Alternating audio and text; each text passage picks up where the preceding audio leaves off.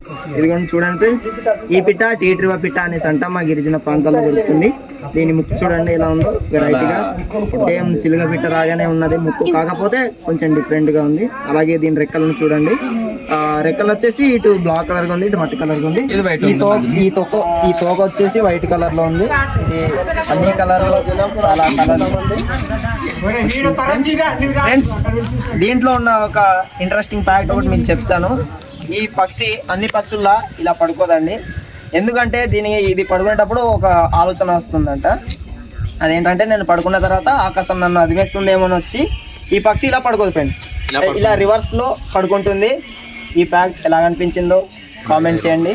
ఈ వీడియో నచ్చినట్లయితే లైక్ చేయండి, షేర్ చేయండి, సబ్స్క్రైబ్ చేసుకోండి. చూడండి ఫ్రెండ్స్, ఈ పిట్టను చూడడానికి ఎంతమంది వస్తున్నారు చూడండి.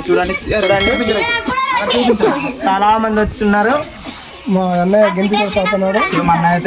ఈ పక్షి ఫ్రెండ్స్ దీన్ని తినకూడదు, జస్ట్ అలా దొరికింది కదా అనేసి మేము పట్టుకున్నాము. వీటిని తినకూడదు ఫ్రెండ్స్, ఎందుకంటే మేము తినని అనేక జీవులలో ఈ పక్షి కూడా ఒకటి కనుక దీన్ని మేము వదిలేస్తాము.